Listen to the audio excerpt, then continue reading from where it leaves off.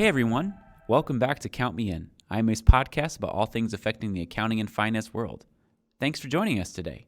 I'm Adam Larson, and this is episode 31 of Count Me In. For today's episode, we're going to hear Mitch's conversation with Monisha de Quadros, a former CFO in both the public and nonprofit sector, and now founder of her own outsourced CFO firm. Let's listen to Monisha's take on the role of today's CFO.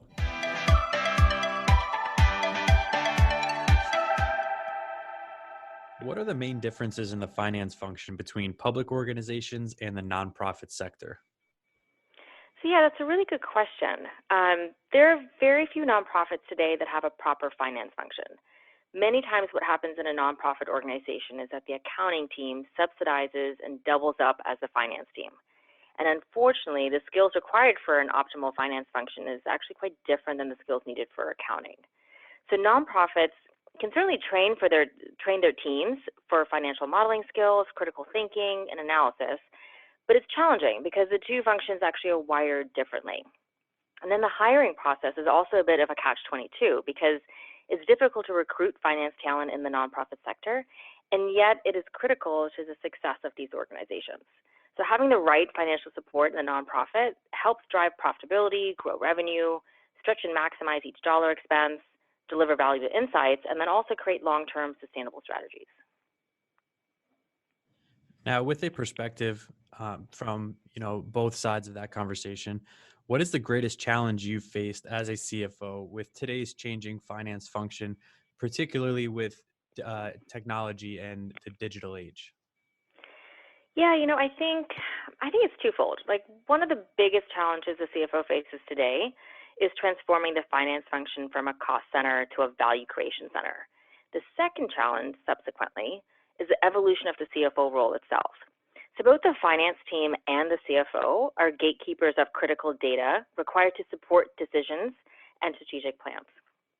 As they chart their journey through the digital age, the success of one becomes more intrinsic in the success of the other. So let's talk about the value creation center first. So it's safe to say our environment is changing at a rapid rate, and this is probably the slowest pace we will see in our lifetime. So the speed at which change is happening is forcing businesses to evolve and transform at quicker intervals in order to stay relevant and competitive. So factors such as disruption, innovation, technology, consumer behavior, and globalization are all contributing to this pace of change.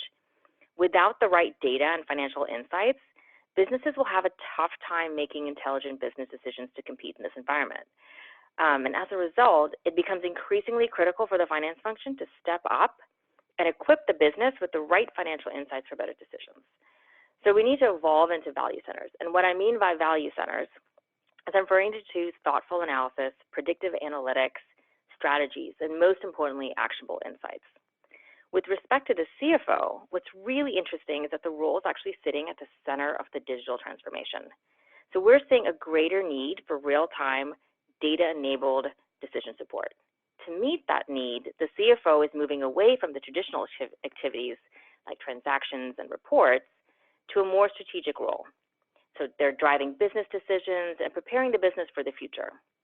CFOs are being asked to be leaders within this evolution, taking on advisory roles to the CEO, leadership team, and the board. And the speed at which digital transformation is happening is also producing a greater appetite for business risk. And in turn, the CFO will need to be more resilient and proactive in their strategies to innovate. We're also seeing trends where the CFO is taking on additional responsibilities, like taking over the operations functions and the IT and technology functions. And some would argue that the role is expanding and becoming increasingly more challenging, and I would absolutely agree. But I would also say it's becoming more interesting. So the CFO has a wide perspective with visibility across all business functions. They can act as a bridge, connecting and driving the business in a cohesive manner. And then they have this ability now, at this point, in this juncture, to influence leadership, to be change agents, and impact long-term growth within the business. And lastly, they're in this unique position to actually define their own path in this digital age. Now, let's go back to step one for just a second.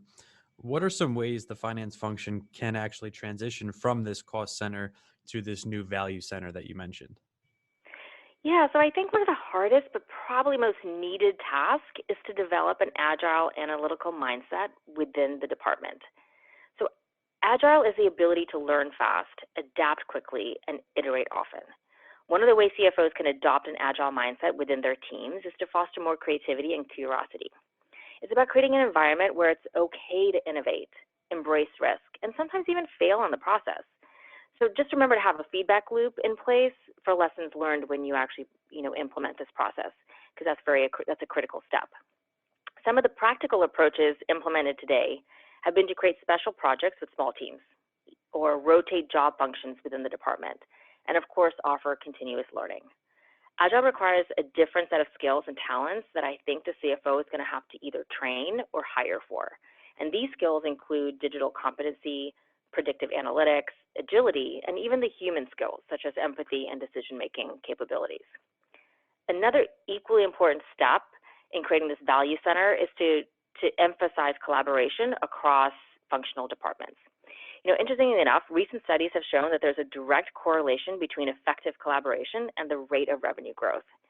So in order for businesses to make better decisions, there needs to be greater collaboration and the continuous flow of information back and forth between the functions. One can foster collaboration by developing a platform of mutual trust. And by this, I mean a space where both parties feel safe to share and constructively challenge each other with the common goal to increase customer value. Lastly, spend the time and resources to optimize current systems and improve integrations.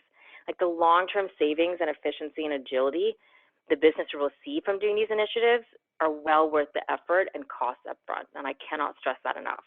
Like the goal with optimization is to transfer data seamlessly between systems, like the ERP system and the CRM and the finance systems. And it enables finance function to pull clean and accurate information on a timely basis. In today's environment, finance teams spend an inordinate amount of time pulling data from multiple systems, and then they have to spend the time cleaning it and ensuring for data integrity, making it increasingly difficult for them to find the time to analyze and actually deliver insights. Now, the upside is that there's a range of technology enhancements that can be utilized. So a McKinsey study from the Global Institute showed that 42% of all finance activities can be fully automated, 77% of which is general accounting. That's a really high percentage. So front and center in automation is artificial intelligence, AI. And then the next one is robotic process automation, which is RPA. All finance functions should be leveraging it in one way, form, or the other. RPA is really interesting because it automates simple, repetitive tasks and frees up the staff time for analysis. Another really interesting tool that can be used is data visualization, like Tableau, for instance. Like they provide real-time information to end users in an intuitive format, so that allows for accelerated decision support. The third enhancement that I would suggest would be predictive or advanced analytics, and this allows the business to uncover hidden growth opportunities. Let's say, for example, like pricing optimization or identifying a customer behavior trend. So it is understandable that system design and optimization can be really expensive. So therefore, I would encourage finance teams to start with simple automation of the current systems, then move to larger projects involving data analysts or data scientists, and then lastly, implement AI, which is obviously the most expensive. So data scientists have a really interesting function. They help aggregate enormous amounts of data from different sources and then present that information in a really meaningful way. In this digital age that we're in, the benefit of system enhancements is enormous. It provides for more collaborative thought partnership across the functions, and that also strategically positions the organization for sustainable growth. Let's take all this back to more traditional accounting for just a second.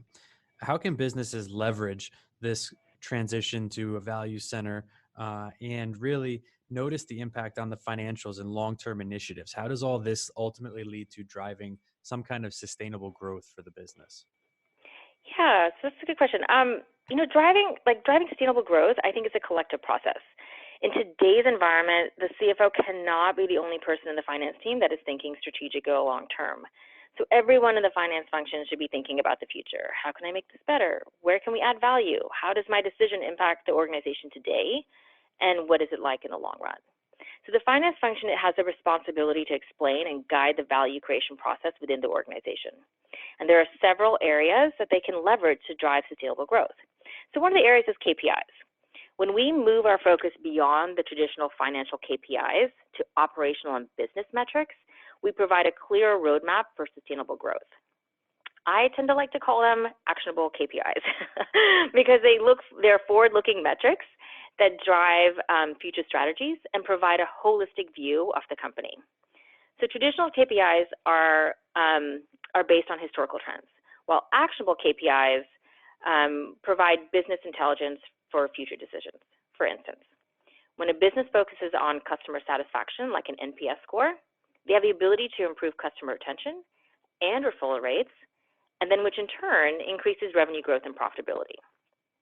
So another way that organizations can leverage financial data for sustainable growth is to strengthen the forecasting process for both accuracy and operational integration. So a good forecast provides businesses with early signals to maximize opportunities and minimize risk. Leading organizations today treat their forecasting process as a standard operating procedure. It's incorporated into the month-end close process. They use both qualitative and quantitative methodologies, and they include forward-looking updates from their business partners. I would also suggest creating a conservative and aggressive forecast to allow you to stretch your thinking and explore a larger set of opportunities. Another suggestion is to incorporate predictive analytics in the data inputs itself, which will also strengthen the forecast and improve long-term growth. Since we're talking about the digital age in this podcast, it'd be remiss for me not to mention AI. So AI is becoming increasingly popular to use in forecasts because it provides organizational-wide visibility.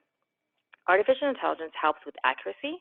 It pulls large data sets seamlessly and provides real-time forecasting for quicker, more intelligent business decisions. The last and the most important building block for sustainable growth is a dynamic strategic plan. And I can't stress this enough. Long gone are the days of the traditional 5-year strategic plan performed once a year. To compete and transform in today's changing environment, strategic plans need to evolve. Adopting an agile approach to strategic planning will keep the business flexible and nimble and enable the leaders to quickly seize opportunities and potentially avoid pitfalls. So what is agile planning, right? So agile planning is a continual, iterative process. It uncovers long-term strategic initiatives that can be broken down into smaller, digestible, short-term projects. So think of it as a relay race with 4 short 100-meter sprints to make up the 400-meter race. Unlike the annual typical planning process, agile strategic plans occur typically every quarter. And they also begin with smaller groups of stakeholders that are empowered to make important decisions whenever needed. The key to success in an agile process is to break down long-term initiatives into smaller, achievable tasks, and then include a rapid review and approval process from leadership, and finally fast-track the implementation. If the short-term project is not working out in that time period, the business has enough time to change directions to still meet its long-term objective. So to wrap things up here, how can one tie everything together and start to implement some of your suggested best practices? What are you doing in your career to help professionals with these challenges and opportunities? Yeah, absolutely. So I think to tie everything together, I think the first and foremost part is to build a dynamic finance team, one that is ready for change, one that's agile, curious, analytical, and excited about creating value for the business. And then integrate strategic thinking throughout the finance department because everyone has a role to play in this transformation process. Secondly, adopt technology to automate and integrate the way data flows throughout the organization. It'll make it easier and quicker to deliver financial insights for better business decisions. And last but not least, utilize KPIs, flexible forecasts, and agile strategic planning to accelerate value creation, transformation, and sustainable growth. So over my career, engaging in small businesses and nonprofits, I found there was an inherent need for financial strategy, skills that delivered value creation and actionable insights in today's changing environment. Because of that need, I started a company called Sparkbox. At Sparkbox, we're an outsourced CFO firm focused on creative finance solutions for social enterprises, both private and nonprofit. We offer forward-thinking strategies that challenge the status quo and build upon your mission to promote scalability, profitability, and sustainable growth. What really makes us different is that we apply a holistic approach to our solutions, integrating all functional areas of the business. So our part-time and fractional CFO services are designed to transform your business and help keep you relevant in today's rapidly changing digital world. This has been Count Me In, IMA's podcast, providing you with the latest perspectives of thought leaders from the accounting and finance profession. If you like what you heard and you'd like to be counted in for more relevant accounting and finance education, visit IMA's website at www.imanet.org.